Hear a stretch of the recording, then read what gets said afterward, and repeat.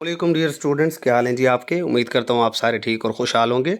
शुरू करते हैं अल्लाह के बाबरकत नाम से, जो बहुत ही मेहरबान और निहायत रहम करने वाली ज़ात है। और खुश आमदीद कहते हैं आप सबको आज के मोस्ट इंपॉर्टेंट वीडियो में। ये वीडियो आपके सामने दी कंप्यूटर टेस्ट सर्विसेज अकेडमी के फोरम से पेश की जा रही है। स्टूडेंट्स, नंबर 1 तो तहसीलदार के पेपर्स 2 होंगे, ये 4 होंगे या 3 होंगे, इसके हवाले से कुछ बातें करनी है। Number 2, excise and taxation inspector की कितनी सीट्स आने वाली हैं और किस तरह आएंगी। नंबर 3, क्या एक्साइज एंड टैक्सेशन इंस्पेक्टर की जॉब्स पहले आएंगी या SNGAD की जो असिस्टेंट की जॉब्स हैं वो पहले आएंगी। एंड नंबर 4, क्या PPSC की न्यू अपडेट्स क्या हैं। तो इसके हवाले से बात करने से पहले स्टूडेंट्स जो 34 सेशन ग्रुप बी का हिस्सा हैं, उनको मैं बता दूं कि आज आपको लेक्चर नंबर 6 उर्दू का प्रोवाइड कर दिया गया है। 1 आवर का ये आपका तकरीबन लेक्चर है, 55 मिनट्स का। इसके अंदर आपको गैर अफसानवी अदब की तमाम तफसील पढ़ा दी गई है। सवाने उम्री, आप बीती, खाका निगारी, सफ़रनामा, मकतूब निगारी वगैरह, ये सारा का सारा आपको करवा दी गया है। इस हवाले से जितनी मशहूर शख्सियात हैं वो भी आपको पढ़ाई जा चुकी हैं और ऑल इन वन लेक्चर ये आपके पास होता है। नीचे यहाँ पर आपको ये वीडियो लेक्चर मिल जाएगा। वीडियो लेक्चर के अंदर आपको सारी की सारी चीज़ें स्मार्ट ट्रिक्स के साथ करवाई जाती है, मतलब आपको याद करने में कोई मुश्किल पेश नहीं आती। यहाँ पर ये आपकी PDF भी मौजूद है। जब आप PDF को ओपन करते हैं तो बड़ा साफ़ सुथरा आपके सामने PDF है। यहाँ पर ये देखें, गैर अफसानवी अदब है और उसकी तकसीम है। सवाने उम्री, आप बीती, खाका, सफ़रनामा, मकतूब निगारी, तंज़ो मज़ा। और सवाने उम्री की अगर आप बात करेंगे तो इसके अंदर इंपॉर्टेंट नाम निकल कर आपके सामने जो आते हैं, एक तो वो मौलाना अल्ताफ़ हुसैन हाली हैं।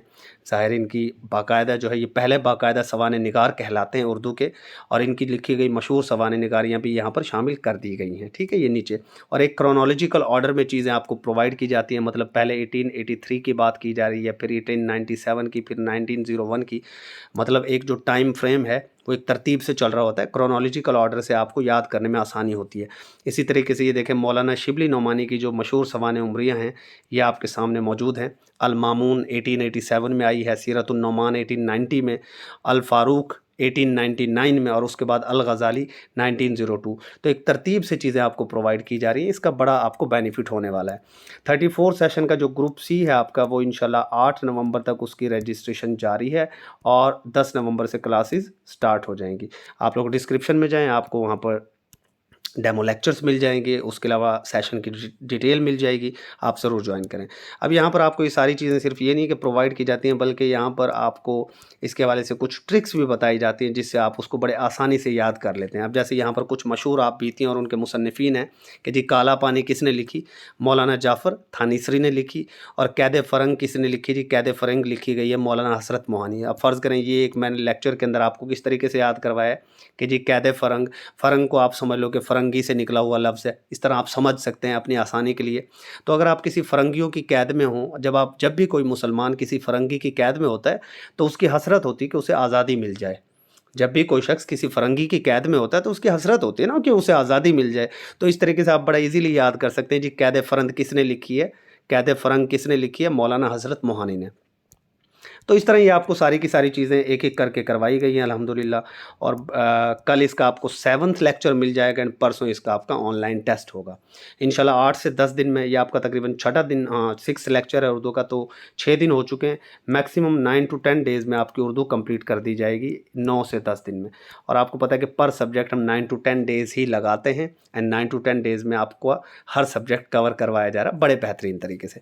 अब आ जाते हैं जी आज की जो PPSC की अपडेट अगर हम देखें तो PPSC की वेबसाइट को जब आप जाकर ओपन करेंगे तो PPSC ने आज कोई रिज़ल्ट्स अनाउंस नहीं किए, ना ही कोई न्यू जॉब्स आई हैं। वही कल वाला कॉरिजेंडम पड़ा है तहसीलदार के वाले से, फ़िलहाल कोई नया कॉरिजेंडम जारी नहीं किया PPSC ने। हाँ, ये है कि जो आपका CPO child protection officer and second जो आपके पास असिस्टेंट सेक्रेटरी की जो जॉब्स थी, मेरे ख्याल है कुरान एंड ज़कात अफेयर्स में, वो रिज़ल्ट इंशाल्लाह 1-2 दिन में आपके पास अनाउंस कर दिए जाएंगे। नंबर 2 हम बात कर लेते हैं जी PPSC के अंदर जो सीटें आने वाली है एक्साइज़ एंड टैक्सेशन इंस्पेक्टर की। देखें, जो एक्साइज़ एंड टैक्सेशन इंस्पेक्टर की सीट्स हैं वो तकरीबन 90 सीट्स आने वाली हैं आपके पास, और ये सीट्स ओवरऑल पंजाब में डिवीज़न बेस्ड होती हैं। डिवीज़न से मुराद ये है कि ये मुल्तान डिवीज़न के अलहदा आएंगी, आपके लाहौर डिवीज़न के अलहदा आती हैं, साहिवाल डिवीज़न के अलहदा आती हैं। तो हर डिवीज़न की अपने अपने हिसाब से डिवाइड होकर आती हैं। फ़र्ज़ करें जैसे मुल्तान की बात करें तो मुल्तान के लिए ग़ालिबन 5 या 6 सीट्स इसमें रखी गई हैं, और उन 5-6 सीट्स पर सिर्फ़ और सिर्फ मुल्तान के लोग ही एलिजिबल होंगे, वो ही अप्लाई कर सकेंगे। तो ये बहुत जल्द आपके सामने सीट्स सीट्स इंशाल्लाह पीपीएससी अनाउंस कर देगा। उसके बाद नंबर 3 हम बात करते हैं असिस्टेंट एसएनजीएडी की सीट्स पहले आनी हैं, या आपके पास ये जो है एक्साइज एंड टैक्सेशन इंस्पेक्टर की पहले आनी है। तो जनाब एक्साइज एंड टैक्सेशन इंस्पेक्टर की जो सीट्स हैं वो पहले आएंगी। उसकी वजह ये कि इनकी रिक्विजिशन तकरीबन फ़ाइनल है और ऑलमोस्ट फ़ाइनल हो चुकी है, डिवीजन भी हो चुकी है कि किस तरह इनकी तकसीम होगी डिवीजन बेसिस पर। तो ये सीट्स बहुत जल्द अनाउंस कर दी जाएंगी। असिस्टेंट एसएनजीएडी की भी तकरीबन 108 सीट्स हैं, ये भी किसी भी वक्त अनाउंस की जा सकती हैं। उसके अलावा आपने देखा होगा कि assistant director LDA Lahore development authority के अंदर भी 30 सीट्स वो भी जो है इंशाल्लाह बहुत जल्द आपके सामने आ जाएंगी।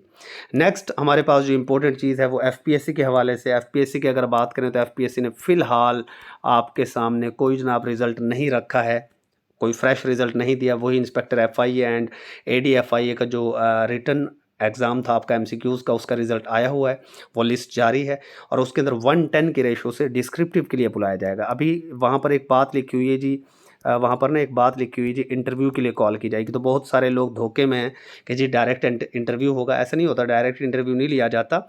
अब जो है वो नेक्स्ट क्या उनका काम होगा कि वो एक सीट के हिसाब से 10 बंदों को डिस्क्रिप्टिव के लिए बुलाएंगे।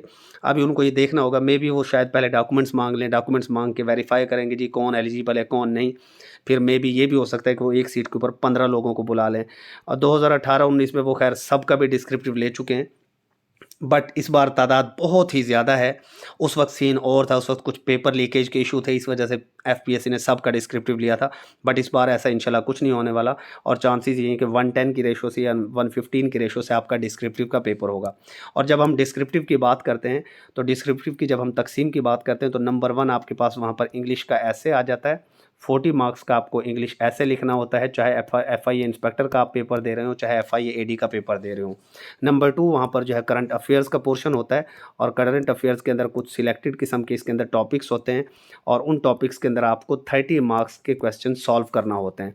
नंबर 3 वहाँ पर वो पाकिस्तान स्टडीज़ आपसे पूछ लेता है और इस्लामिक स्टडीज़ आपसे पूछ लेता है और इसके अंदर से भी आपको 30 मार्क्स के 2 क्वेश्चन सॉल्व करने होते हैं। पहले आपकी मर्ज़ी होती थी कि आप पाकिस्तान स्टडीज़ को सॉल्व कर लें या इस्लामिक स्टडीज़ को, बट अब जो न्यू पैटर्न है FIA inspector and FIA AD के डिस्क्रिप्टिव के हवाले से, अब आपको एक क्वेश्चन पाकिस्तान स्टडीज़ से सॉल्व करना होता है और दूसरा इस्लामिक स्टडीज़ से सॉल्व करना होता है। तो भाई प्रॉपर तैयारी करें। जॉब्स तो आ रही होती हैं बट हम लोग जो है वो थोड़ा सा सुस्ती का शिकार हो जाते हैं और जब इंसान सुस्ती का शिकार हो जाए तो फिर बात नहीं बन रही होती। मेहनत करेंगे तभी बात बनेगी।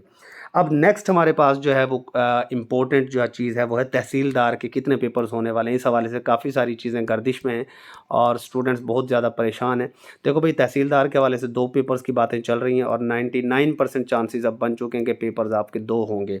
बट इसका सलूशन क्या है? अब स्टूडेंट्स परेशान है कि सर हम 4 के हवाले से तैयारी करें या 2 के हवाले से। तो सिंपल तरीका है यार, आप सुबह कल उठें और 9 बजे के बाद आपने क्या करना है, पीपीएससी की जो हेल्पलाइन है उनको कॉल करें, उनसे पूछें कि जी पेपर्स 2 होने या 4 होने, इसको क्लियर करें। इससे क्या होगा, पीपीएससी भी काम को थोड़ा फास्ट करेगा। वो कोई ना कोई नोटिफिकेशन ज़रूर फिर अपनी वेबसाइट पर जारी करेगा। इन सोशल मीडिया की अफवाहों को या तो वो कहेगा कि जी एक्नॉलेज करेगा जी हाँ वाकई जी 2 हो रहे हैं, या फिर वो इनको टोटली तौर पे मतलब इनको तरदीद कर देगा जी ये सारी अफवाहें हैं। लेकिन ये किस सूरत में होगा, जो भी पढ़ने वाले लोग हैं जिनको वाकई मेहनत कर रहे हैं और जिनको शौक़ है जी वो कुछ हासिल करना चाहते हैं, तो उनको चाहिए कि वो कल पीपीएससी को, सारे जितने भी मेरे स्टूडेंट्स भी सुन रहे हैं, आप सारे पीपीएससी के हेल्पलाइन पर कॉल करके इस मुद्दे को उठाएं कि जी सारे जो ये बखेड़ा बिखरा हुआ है ना सारा का सारा, इसको वो क्लियर करें। बहरहाल फ़िलहाल जो चीज़ें सामने आ रही हैं और जो प्रपोज्ड सिलेबस सामने आ रहा है वो ये आपके सामने मौजूद है और कभी चांसेस यही हैं कि यही आपके सामने होगा कि अब आपके 2 पेपर्स होंगे। नंबर 1 आपके पास इंग्लिश प्लस जीके का पेपर होगा। अब यहाँ पर इंग्लिश के मार्क्स की जो है डिवीजन वो चेंज की जा सकती है। बहरहाल इंग्लिश आपके पास 20 मार्क्स की होगी, जीके आपके पास 50 मार्क्स का होगा एंड कंप्यूटर 30 मार्क्स का। इस तरीके से आपका पेपर 1 हो जाएगा पूरे 100 मार्क्स का। ठीक है, ये आपके पास पेपर 1 एक हो जाएगा 100 मार्क्स का। Number 2 revenue laws of course उन्होंने रखने हैं। Punjab land revenue act 1967, Punjab tenancy act 1887 and the land acquisition act 1894, ये भी तकरीबन आपके पास 100 मार्क्स का ही पेपर होगा। ठीक है, अब अगर पीपीएससी सिलेबस के अंदर कुछ चेंजिंग करता है तो कुछ स्टूडेंट्स पूछ रहे हैं कि सर क्या उसके बाद हमें अप्लाई करने का मौका मिलेगा। तो बेटा जी इसका बड़ा सिंपल सा जवाब है कि फेडरल पब्लिक सर्विस कमीशन हो या पंजाब पब्लिक सर्विस कमीशन हो, आपने कैनाल पटवारी का भी देखा होगा, उसके सिलेबस के अंदर बाद में चेंजिंग की गई। तो क्या उन्होंने न्यू कैंडिडेट्स को अप्लाई करने का मौका दिया था? बिल्कुल नहीं दिया था। और ये कोई फंडामेंटल राइट भी नहीं है, कोई इसके खिलाफ रिट भी नहीं कर सकता। उसकी वजह ये कि पीपीएससी जब चाहे सिलेबस को चेंज कर सकता है। आपको ये कहता है जी हमने तो 4 पेपर्स को देखकर अप्लाई नहीं किया था तो हमें मौका दिया जाए, तो वो बिल्कुल अदालत जाएँ, आप कोशिश कर लीजिएगा, बट चांसेस नहीं होंगे। अगर ये चेंजिंग होती है सिलेबस में तो भी न्यू कैंडिडेट्स को अप्लाई करने का मौका मिलने के चांसेस तकरीबन ना होने के बराबर हैं, ठीक है। वो अलहदा सीन था कि डिसेबल की 2 सीट्स जब क्रिएट की गई तो उन्हें अप्लाई करने के लिए 15 नवंबर तक का टाइम दिया गया है। उसकी वजह है कि डिसेबल की पहले सीट्स ही नहीं थी तो वो बेचारे अप्लाई नहीं कर सके थे, उनका तो ये फंडामेंटल राइट था, बट आप लोग क्लेम नहीं कर सकेंगे। तो अभी तक की यही खबर है कि बड़े चांसेस हैं इंशाल्लाह कि आपके 2 पेपर्स होंगे। पहला पेपर इंग्लिश एंड जीके का होगा and second one revenue laws.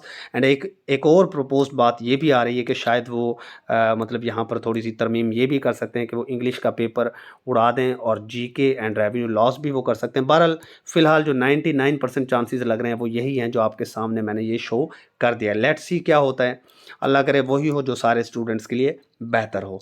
Next update के लिए, अच्छी अपडेट के लिए दुआ करें, पुरुमीद रहें और मेहनत जारी रखें, अपने माँ बाप की खिदमत करें। माँ बाप की दुआएं लेंगे तो उनकी दुआओं के रंग आपको लग जाने हैं, उनसे बढ़कर किसी की दुआ असर नहीं रखती। अपनी ज़िंदगी में अपने माँ बाप को फ़ौक़ियत दें, उनको अहमियत दें, उनकी इज़्ज़त करें, खिदमत करें। और वो किसी सियाने ने कहा था कि उसके पास एक शख्स आया, एक लड़का आया, उसने कहा कि पीर व मुर्शद, मेरे बुज़ुर्ग बाबा जी जो भी वो थे, कि जी मेरी माँ मुझसे राज़ी नहीं होती। तो बुज़ुर्ग ने बेटे से, उस लड़के से पूछा कि बेटा तेरी माँ राज़ी क्यों नहीं होती? तो बेटे ने कहा कि जी लड़के ने कहा कि जी मैं अपनी माँ के लिए सब कुछ करता हूँ, जो भी वो माँगती है ना, जो भी वो मुझसे फ़रमाइश करती है मैं उसे ला कर देता हूँ, बट वो राज़ी नहीं रहती। तो आगे से वो बाबा जी ने कहा कि पुत्र बिन माँगे देना सीख, अपने माँ बाप को बिन माँगे देना सीख, वो फ़रमाइश ना करे इससे पहले ही तू उसके दिल को पढ़, उसके दिल की बात को समझ और उसकी फ़रमाइश को पूरा कर, तब देख अल्लाह भी तेरे दिल की बात को किस तरह समझता है। तो ये हम गलती करते हैं कि माँ-बाप हमसे कुछ कहते हैं तभी हम उनकी बात को मानते हैं। उनके बिना कहे अगर हम उनको समझना सीख लेंगे तो अल्लाह भी हमारी फ़ीलिंग्स को, अल्लाह तो वैसे समझता ही है ऑफ़ कोर्स आपकी फ़ीलिंग्स को, लेकिन फिर आपकी फ़ीलिंग्स में असर होगा।